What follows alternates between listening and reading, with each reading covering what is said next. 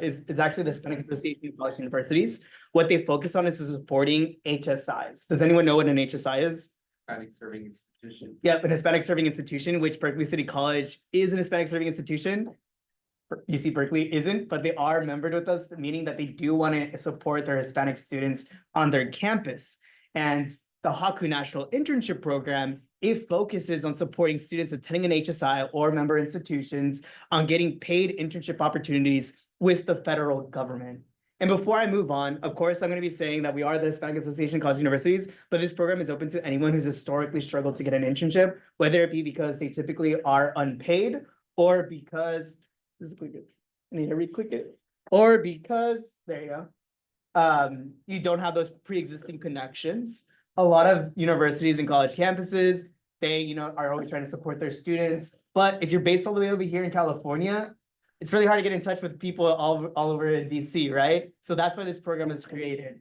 The key highlight point I do want to highlight quickly before I keep on going on is, once again, every single opportunity that I'm going to be talking about is a paid one. So for all of you that are over here doing your associate's degree or your undergraduate bachelor's degree at UC Berkeley, you actually will be compensated $17.20. Once again, this is a program to ensure that you are in fact getting compensated for hard work that you're doing with any of our federal partners. You can actually see some of our federal partners right here on the screen, and these are only a few of them. We have way more. Way too many that the entire screen would just be filled with logos, and I don't really think that does the justice of the program. So as you can see right here, you can probably see a few of them that you recognize. Over here in the top right, facing my side, is USDA. You probably see them on like a banana or apple where it says like USDA organic. There's actually a USDA laboratory right down the street from here. And they house about 10 to 17 interns each year. So once again, just right down the street from you, you can have an internship opportunity. Following that, you have another one that you may recognize is the CDC. Hopefully you're listening to them during the pandemic. They do a lot of important work. And so on, SEC, USAID for anyone who's interested in international policy. Security Exchange Commissions, they're really interesting. They actually have an office in San Francisco. So once again, another opportunity that's local to you. National Science Foundation, they're extremely unique, and I can talk about some opportunities with them in just a few. And the Library of Congress. Once again, these are only a few of the federal agencies that we're partnered with. If you probably can think of a federal agency, we probably do have a partnership with them or are working on getting some opportunities for you. But when it comes to the internship sessions, we do have them sectioned off into 3 separate sections: fall, spring, and summer. So for the fall and spring, they are 15-week long internship opportunities. And for the summer, they are 10 weeks long. However, even though we do have that structure of fall, spring, and summer, I do want to recognize that a large majority of our students stay longer than just one session. So think about this. Interns, correct? They come in and they learn, and then when they leave, you have to come and reteach another intern. That's a lot of work, right? And that's kind of annoying for you because you're like, man, I was actually really liking this internship. I wish I could have stayed longer. So we heard that. And we also heard from our partner agencies, and they're like, yeah, we actually want to keep some students on longer if they're doing a really good job. Because if they're doing good, why should they go look for someone else? In fact, agencies such as USDA, their intention to have interns is to offer them a full-time job once you're done with your studies. So a large amount of our students that intern with that agency get offered a job.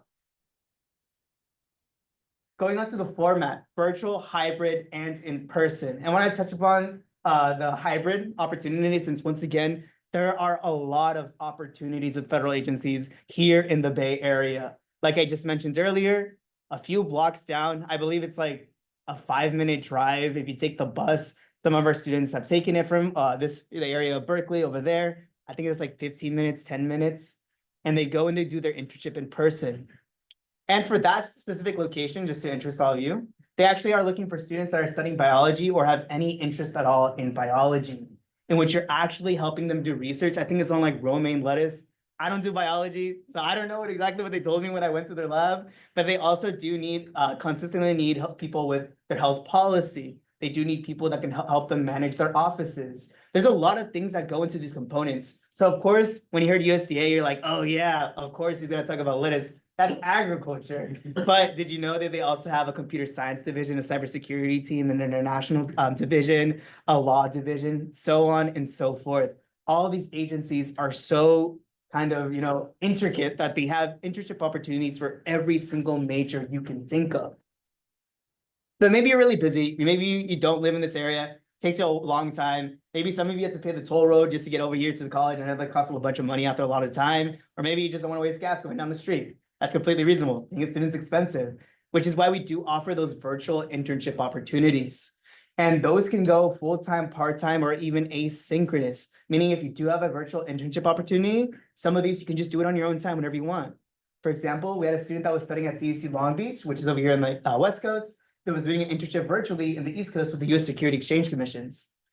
They would wake up early in the morning, get some work done for their internship, go to class. They were actually president of a club on campus. They would do their club activities and they would come back and do some more work and they would get paid for it. So once again, this is a really unique opportunity that truly does cater towards a student's schedule and what a student just needs in general, which once again, it's financial assistance in some way. There's some other benefits to this program, of course. Being paid is probably the biggest one and the one thing that everyone always wants. I'm not going to deny that. But there are some other kind of opportunities that we do give to our students. The first one being professional development seminars. We want you to learn skills that you can utilize in and outside of your internship. And typically, these are skills that aren't inherently taught in the classroom, such as how to write a federal resume. Because a federal resume is completely different from a normal resume. And I promise you, it's a lot harder for no good reason. I truly believe it's like an obstacle they create just to make sure people don't apply. But we also have some other seminars such as how to network. We actually have some alumni that have become kind of consultants on networking and teaching people how to properly do it either in person or in a virtual space. Some other things for professional development, you would actually be surprised. Some of these agencies actually give you a professional development stipend. Not every internship is the same. And we do make sure that we tell you about the entirety of what entails about your internship. But some of these do give you that professional development stipend so that in case you want to go attend a conference, you can. Maybe you're doing research with this agency and they're like, yeah, we want to show you off. You can go and use that professional development stipend to go get that. In fact, for the one marine biologist scientist that we have on here, we actually do have a student that is living in Puerto Rico. She got a professional development stipend to use it in order to get her deep sea diving license. Yeah, it's really expensive. I'm the one that helped her pay for it. I was like, wow, you really do have to be rich to be part of this major. So once again, it's a really unique opportunity that we want to ensure that you're gaining as many skills as possible while you're still studying, obviously succeeding academically. And once you're done with your internship, potentially some full-time employment, whether within the agency or with another organization out there. Another key important thing is the access to our extensive alumni network. There are so many people in the Bay Area that participate in this program, I can't tell you.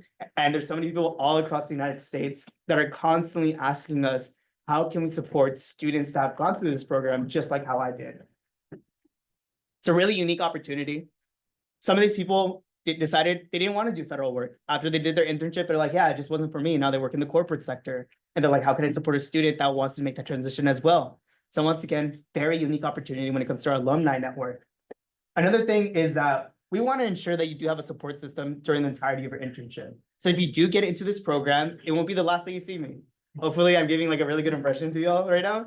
But we do in fact support you during the entirety of your internship. So it's not just, oh, here's your internship and let's see if you succeed or not. No, we go, here's your internship. Let's work together to ensure that you do succeed. Me and my team, it's about 5 of us. We are actually all first generation students. We know that it's extremely difficult to maneuver a new environment that you're not used to. For example, I actually grew up in California. I went to UC Riverside, and for some reason, I decided to go and move to DC immediately right after. DC is not Hispanic friendly, I can promise you that. I need to go to like 5 different states to get like Tapatio, which is like ridiculous for some reason. But once again, we want to ensure that you do succeed in those environments. For some of you, it may be your first internship ever, and that's okay. A large majority of our students, we are their first internship ever.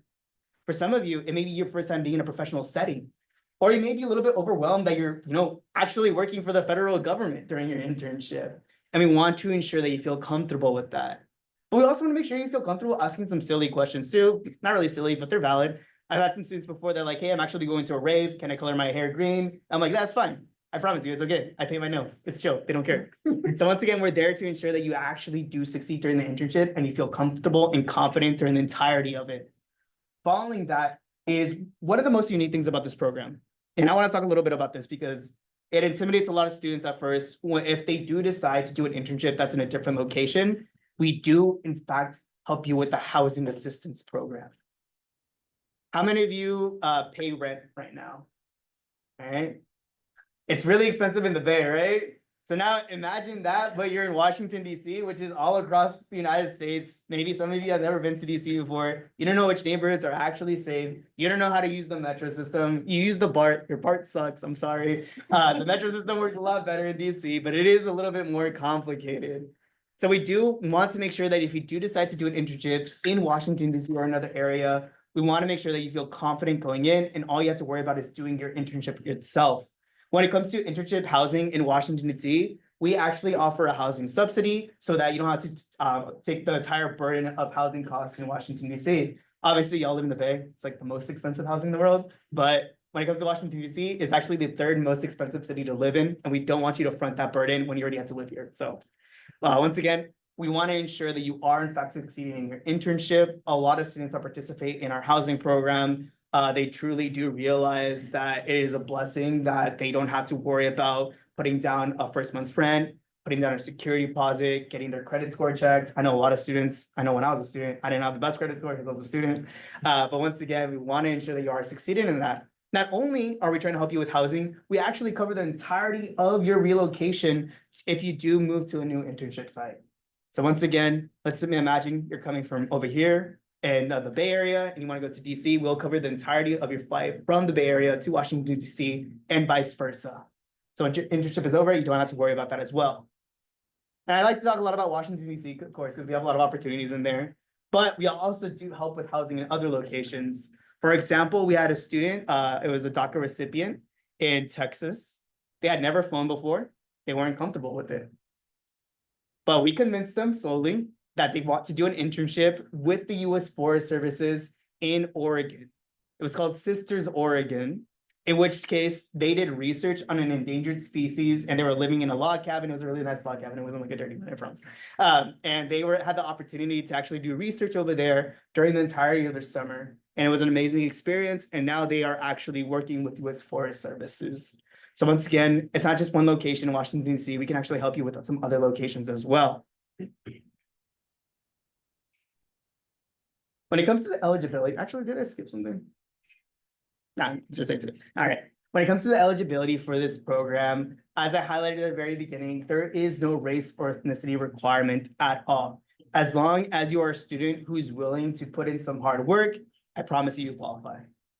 Following that, this opportunity is for every single major you can think of. We have had opportunities for theater students, graphic design, those that you typically would think of, political science, public policy, business, computer science. And I want to highlight some of those internships right now, because once again, we get so many internships. We support about 700 students a year. So for example, for those of you who are into computer science, we've had students that have interned with the Security Exchange Commissions in which they were investigating crypto scams with the Security Exchange Commissions, as well as for students that were interested in maybe, once again, computer science AI. We actually had a student that attended CSU East Bay, not too far from over here, that did their internship with the CDC, in which they helped them create an AI that helped people who are navigating their website with disabilities to have an easier navigation. Once again, so many opportunities that you can think of. Some internship opportunities, the agencies come to us and they just tell us like, hey, give us anyone who's hardworking and we'll make the internship around their interests. So once again, there's opportunities for everyone. Maybe you're someone who's like, I want a virtual internship, but I want to travel every now and then. Those actually do happen as well. We had a student that was working on the conferences team for USAID, which is the United States Agency for International Development. And they, in 15 weeks of their internship, once again, they had a little bit more flexibility. They were a grad student. During their 15 weeks of their internship, they lived in Indiana. In those 15 weeks, they went to New York City, Miami, Chicago, Washington, D.C., Los Angeles, and they didn't pay a single dime. And they gained all the experience that they could within those 15 weeks. So once again, this experience of just completing your application with us can lead to some amazing opportunities. But continuing on with the eligibility, as part of this program, you do need to be part of a degree seeking program. So as long as you're going for your associates or bachelor's, you're all set to go. Following that is that you do have to complete your first year of your undergraduate studies. So if you started over here at Berkeley City College, sadly, you can't apply for our spring 2025 session. However, you most definitely can apply for our summer 2025 session, which will be open in just a few weeks. And I'm going to show the dates in just a few seconds. So once again, if you're a first year over here at the community college or UC Berkeley, you have to wait until you at least complete one academic year at your institution. Following that, maybe you're a student who's going to be graduating soon, or maybe you know someone, a sibling, a friend, or I don't know, your neighbor or some random guy on the street, and you're like, hey, I heard about this program, it's really cool. And they recently are going to be graduating, let's say at the end of this semester. We do accept students up to 1 semester, so about, I believe it's like 10 weeks after they finish their degree. And that's in order to support you. The job market sucks. I'm not going to pretend like it's nice right now. And this is just another way in order to strengthen your resume if you want a little bit more time before you apply to some full-time jobs. And once again, I cannot stress that some of the partner agencies that we have do want to offer you full-time employment once you're done. So highly recommend to apply this if you feel a little bit scared about the job market. Following that, and this is one of the most important things, at least in my eyes, applicants can apply as long as they are legally authorized to work in the United States. So if you're a DACA recipient, a permanent resident, or a student in an F1 visa, you are eligible to apply. This is a really great opportunity. Once again, we fought hard and long for some of our partner agencies to offer these opportunities to some students. So we want to ensure that if you are a student who falls under one of these categories, you are more than welcome to apply, and the internships are just as valuable. Over here, as I mentioned earlier, I want to do a quick overview of some internship opportunities that we had in 2023. Obviously, we're still in 2024, so I don't have those numbers yet finalized. But as you can see, there's a lot of opportunities for students of all majors. And if you're like, I don't see my major up there, and that's because I tried my best to lump them all together, because if I did a pie chart for every single major that we had, it would be very, very tiny percentages because they're so wide and there's such a variety of them. But as you can see, it truly is from every major, from STEM all the way to liberal arts. And I cannot stress the importance that these can be from very unique things. For example, with our partnership with the United States Agency for International Development, Jesus, I feel like I'm not wrong. They have actually asked for us for very specific majors, such as students who have studied area studies in China or in the Balkans. And then once again, some of these things I'm like, I don't know what this is, but a student definitely knows what it is. Another example would actually be a partnership with U.S. Fish and Wildlife, in which case one time they came to me and they were like, hey, Andres, there's a lot of HSIs in California. And I was like, yeah, of course there are. They're like, okay, we want a student in the Los Angeles area that studies this specific salamander. And I'm like, okay, like they really think that's easy, huh? And then we found a student that had the opportunity, and they actually got hired afterwards because they had this really niche interest that the federal government really, really wanted. So I cannot stress the importance that these are a wide variety. Another one I want to quickly highlight too, since I know engineering is an extremely popular major, we do have some of your typical engineering internship opportunities, design and whatnot, but we have some unique opportunities as well. So for example, and I always come back to United States Agency for International Development, they actually wanted some engineering students for some of our sessions because they wanted them to review projects in partnered countries to ensure that was actually helping the community. So they wanted someone with that specific skill set in order to kind of criticize the government, which is always kind of fun to do as a student. So definitely, if you're thinking about something, we have the opportunity for you. Another really cool opportunity for those of you maybe interested in medical school, we actually do have a partnership with the National Institute of Health, in which you actually come to Washington, D.C. and do this internship full time. And you get to actually actively work in a hospital with them and conducting some, cool experiments. You actually get to be in the surgery room. For example, we had a student from Puerto Rico come last session, which was our summer session. I'm getting ahead of myself. Our summer session. And they were actually able to go into a surgery room. It was open heart surgery. And they were there able to actually ask questions live in this operation room. They weren't operating, obviously, that'd be dangerous. But they actually had that opportunity that they themselves didn't believe a student in their undergraduate studies could have. So once again, extremely unique. Every single major out there that you can think of, we have an opportunity for you. Really quick here on the screen. This is actually one of our alumni student. Her name is Ariana Gutierrez. She's gonna talk a little bit about herself and her experience with interning at USAID. Once again, I mentioned USAID a lot, but we have a lot of other agencies too. And I don't know if there's volume on this. Is there? Yeah, there. Okay. All right, I'm gonna go ahead and play it. I'm gonna let her talk so I can rest.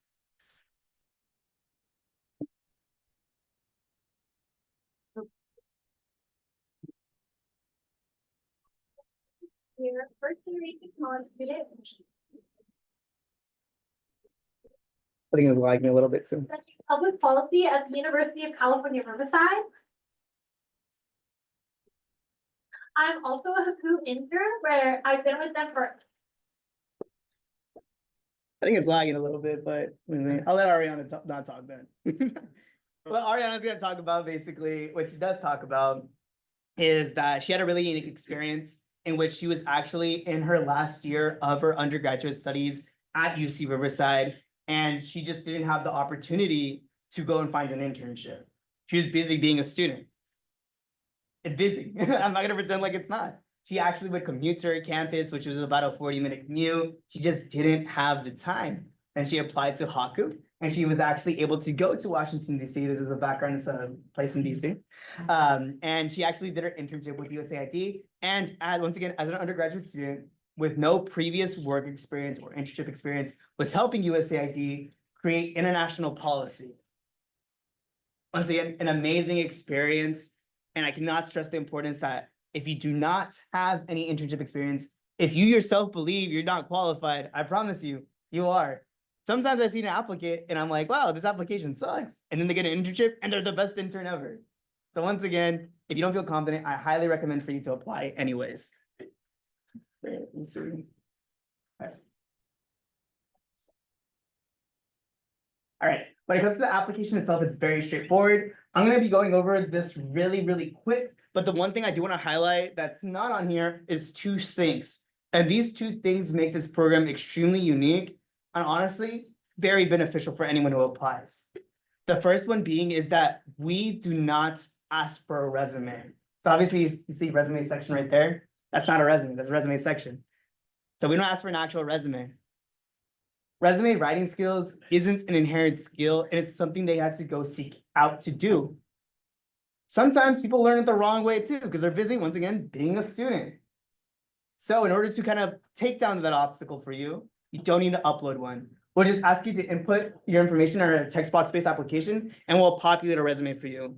Especially when it comes to federal government, even for an internship, they usually ask for a federal resume. And once again, it's really hard and long and dumb. But to make it easier for you, you'll just input your information and we'll populate it for you. The second thing I want to mention as well that's extremely unique about this program and this application is that for this singular application, by completing it, you will be considered for every opportunity you are qualified for. So as a computer science student, you'll be considered for every computer science internship that we receive. Marine biology, every single marine biology internship that we have. I forgot the rest of your majors. You'll also have those too, I promise. But once again, with this singular application, you'll be considered for all of the internship opportunities. And once again, we support about 700 interns a year. So that's a lot of internship opportunities that you could be considered for with the singular application. But continue on with the education section. We only need your higher education. So if you're here at Berkeley City College, you just put Berkeley City College. We don't need to know you went to high school. I'll believe you, I trust you. If you go to UC Berkeley, you'll put down UC Berkeley. If you transferred into UC Berkeley, you'll put down wherever you transferred from. Next up, resume section. In the resume section, put down any languages that you know, any technical skills, coding languages that you may know, any clubs or organizations that you're part of on campus. We want to know about it. Makes you a stronger candidate. I do truly promise you that. When it comes to your work history, it's your work history. If you only ever been a barista or a store clerk, put it down. It's something. And if you have nothing, that's okay. Don't put anything down. Don't lie. We just want to make sure that you're making your application as competitive as possible. Following that, we do have an essay section, and it's not hard, I promise you. For those of you who are doing STEM, you can write a tiny little essay. It's 500 words minimum, 500 only minimum. You can go more. I don't recommend going any more because I don't want to read that much. But the question itself is right there on the screen, and it's very generic. It's just a way to get an idea of who you are, what you bring to the table, and what you want out of an internship. This essay is really important because about 80% of our partner agencies, they'll ask you to do an interview. So you do have to brush up on your interview skills a little bit. But the other 20%, no interview. They'll select you completely based off your application. They'll block out your name, they'll block out your institution, and they'll just pick you based on just that. For example, I had some UC Berkeley students that have come to me and like, why didn't I get an internship? I went to UC Berkeley. I'm like, I don't know, man. Tough luck. You didn't get it. Someone else got it. But once again, we want to make this as even playing field for everyone as much as possible. So if you're not good at being interviewed, don't worry, you still have a chance just like everyone else. Following that, we do ask for 1, 2, 3 references. So that's not a letter of recommendation, just references. Don't stress about a recommendation. We don't ask for that. It's too much work on my end and on your end too.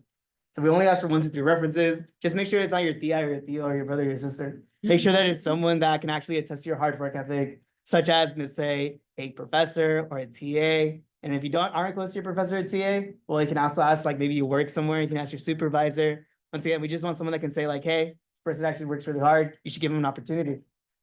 Following that is where a lot of students stop because you actually have to go and look for these things. So don't be lazy like me.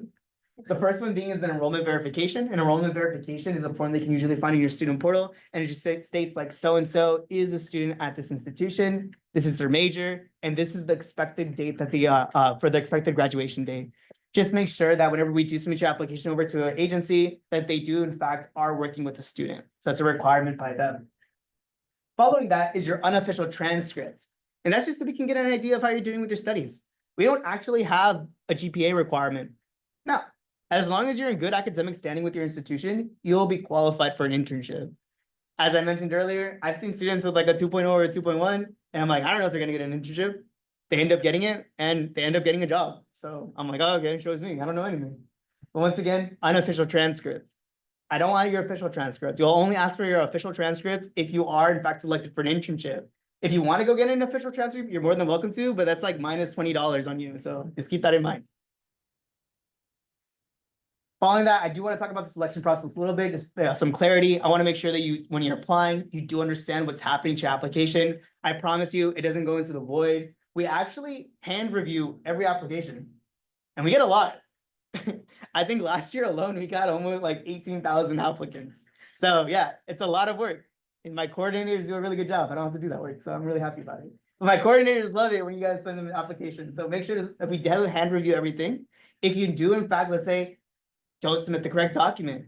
Let's say we read your essay and we're like, maybe they do need to improve a little bit. We actually will notify you via email and tell you like, hey, you actually need to make this correction. We want to make sure that you're putting your best foot forward. Once again, we want to ensure that y'all as students are getting these opportunities and being as competitive as possible. If no one gets an internship, I still get paid. So just as a heads up. But if everyone gets an internship, I still get paid and I'm happy. So once again, keep that in mind. Following that, if your application is eligible, it means that you will be considered for every single internship opportunity that you're qualified for. So you want to make sure that you get to the eligible status. When it comes to the application review, once again, we will be submitting, sometimes our federal partners will look at every application. Other times they'll ask us for the top 10 candidates or so on. So we want to make sure that you apply as early as possible. And I'll talk about that in the next slide in just a few, but we want to make sure that you submit your application as soon as possible because you can actually be considered and reviewed for multiple positions. For example, students who apply early to this program, they get offered multiple internships with different agencies. And we're more than happy to sit down with you and kind of review what works best with your schedule. Maybe one is virtual, maybe the other one's asking you to move. We want to ensure that you're getting an internship that truly does benefit you. I don't want you accepting something just because you're like, oh, this is my one and only opportunity. I want you to accept it because you do truly believe it's going to help your professional career once you're done with school. I already mentioned the 80% reviewed selection. This one's really unique. So if you are selected, we'll send you an email as well as give you a phone call and tell you like, hey, you've been selected. We do have a 72-hour timeline in order for you to tell us yes or no, because we want to ensure that other students have the opportunity if you decide it's not the best fit for you. But if you do decide it's not the best fit for you, say maybe you're offered an internship and you're like, you know what, doesn't really interest me. That's fine. I'm not going to hold it against you. No one is. We'll actually put your application back into the applicant pool so that you can be continue to be reviewed for some other opportunities.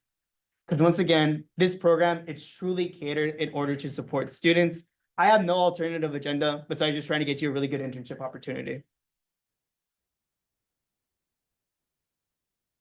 If you want to take your phones, and for those of you online, if you want to take a screenshot, these dates are extremely important, and I'm going to be going over these sections right now.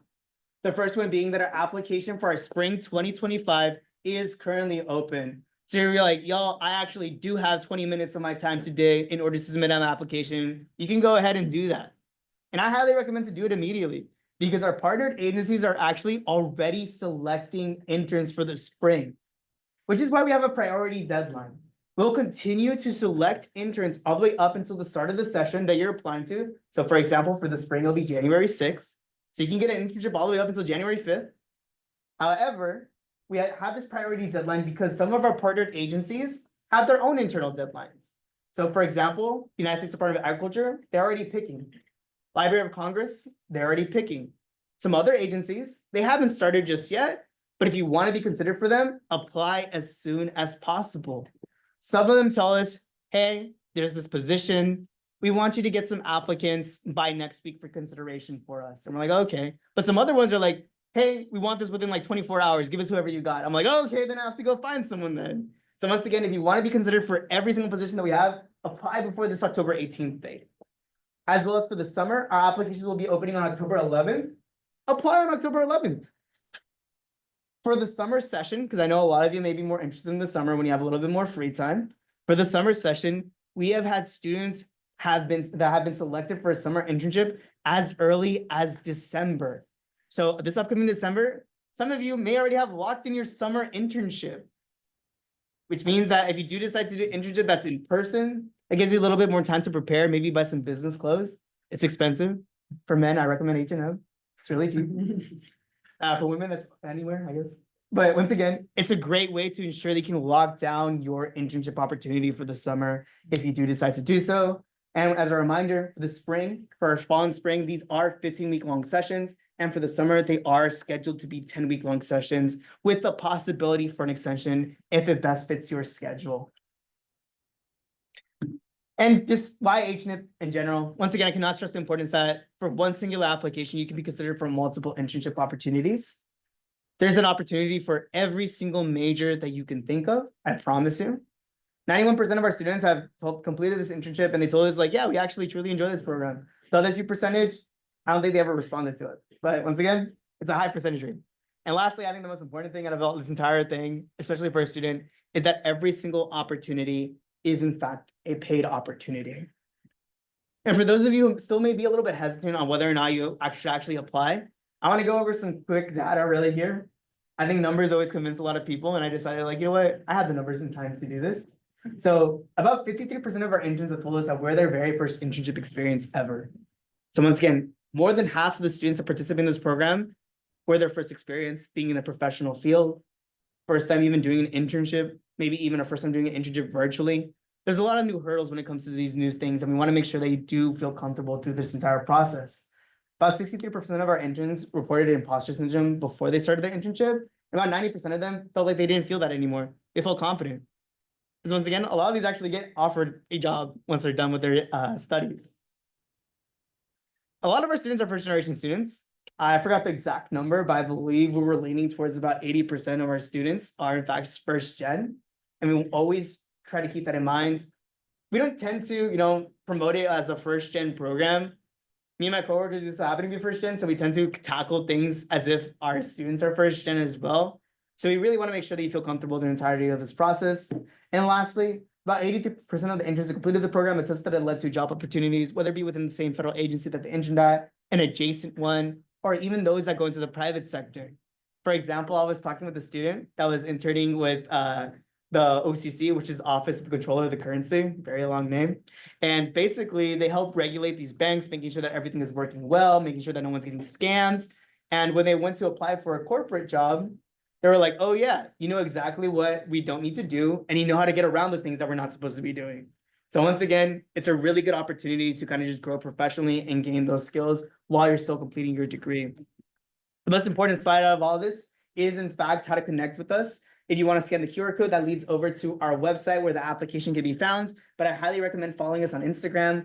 We do post student highlights there. So if you're like, yeah, Andres, you work for the program, of course you're going to say good things about it. And I am, obviously, because I help run it.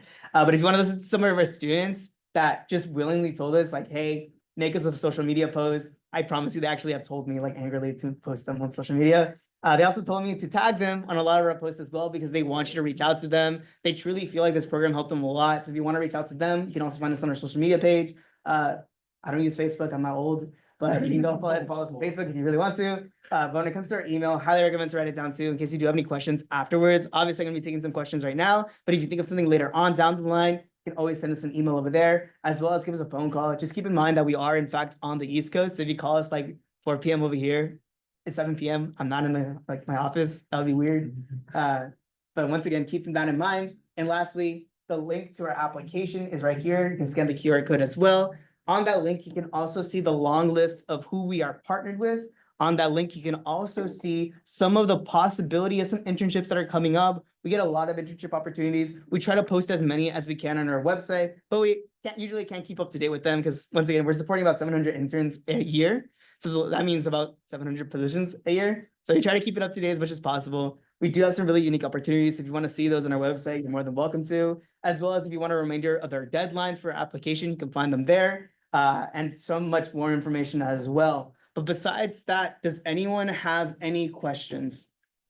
If I'm gonna be a second year student at the end of this semester, can I apply for spring?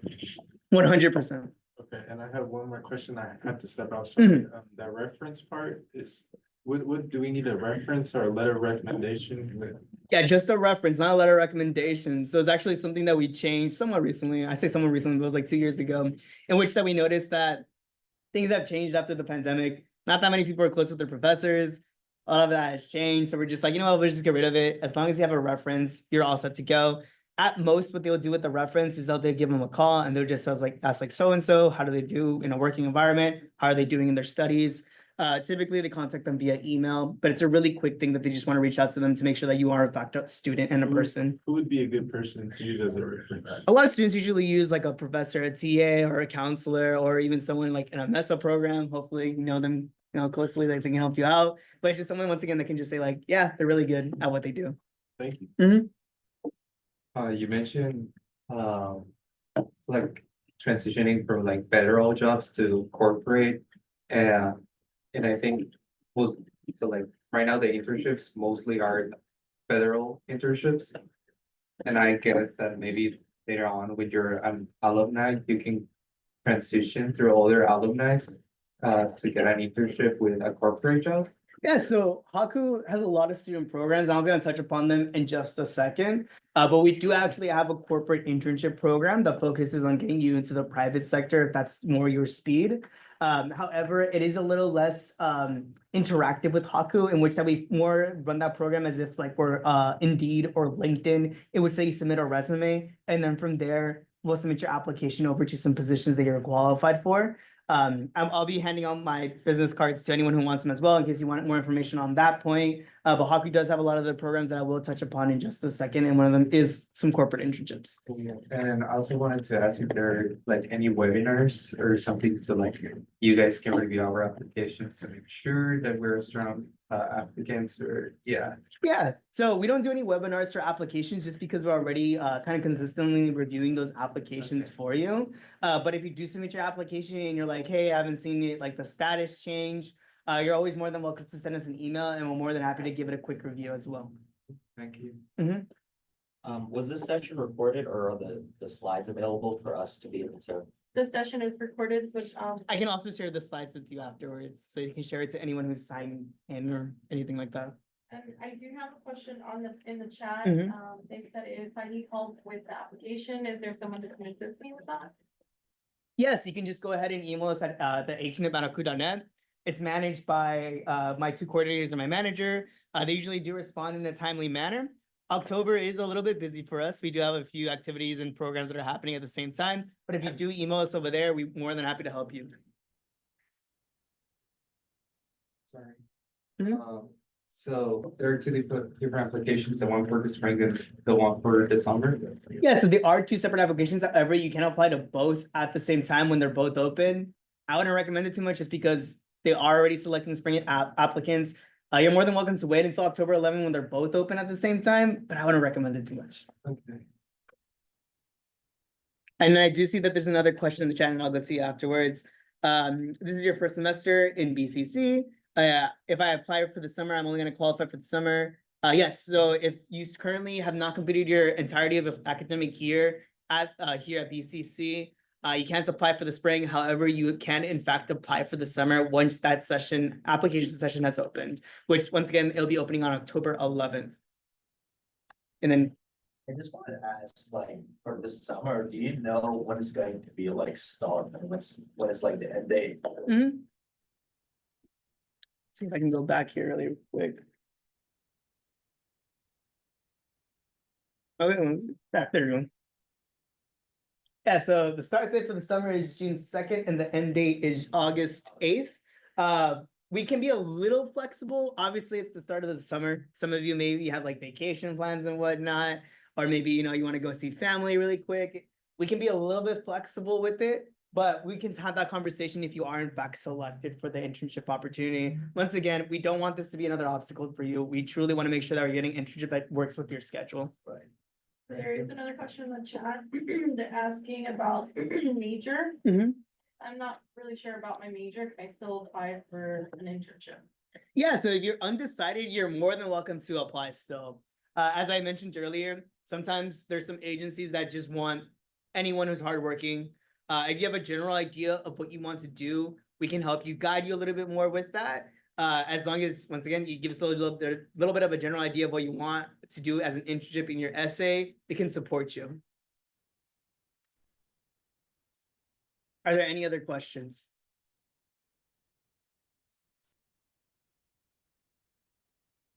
All right, if there's no more questions about the internship program, I don't have any slides for this, but once again, I'm gonna leave this here. I do want to also mention that HACU does a variety of opportunities. So if you are a student that is looking for some scholarships, because once again, school is expensive, HACU does in fact offer scholarship opportunities. If you just go to Google and type in HACU scholarships, it'll be the very first thing that pops up, I promise you. And just like our internship program, with one singular scholarship application, you'll be considered for every single scholarship for that session, meaning that you do need to apply for fall, spring, and summer over and over again. But with that one single application for that session, you be considered for them. I believe right now we actively have like scholarships with like Chispa, which is like the dating app for like Latinos. They're giving like 10K away. 10K is 10K, like I don't care where it comes from. And then obviously, I think we also have one right now with like Denny's. We do have some that are like age restricted. So we do have like some like with Modelo and Corona, but you do have to be 21 and over for that. And I'll go into detail about all of that, but I highly recommend to also check out our scholarships. Another thing I do want to mention, the application session is closed for it, but I always like to mention early on for anyone who's like really excited about HACU, hopefully y'all are. We do have an annual conference that we hold every single year. This year it is in Denver, Colorado. I believe we also have it scheduled next year for Denver, Colorado.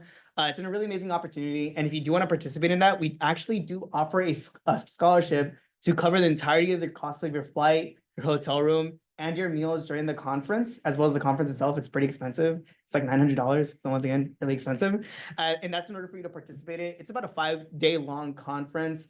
We've had students in the Bay Area go. I don't think I've ever seen a Berkeley City College student go. So I really hoping that, you know, this upcoming year, 2026, y'all will apply. UC Berkeley, you're more than welcome to apply too. So just a heads up. Another thing that will be opening up in December is that HACU does hold a Capital Forum in Washington, D.C., meaning that together a bunch of institutions like UC Berkeley, Berkeley City College, they go over to Washington, D.C., and they advocate to increase opportunities for HSI students in the federal government, not only internship but funding, making sure that there's more opportunities for all of you. If you're someone who's interested in advocacy, I highly recommend to look at our program called Voces Nuevas.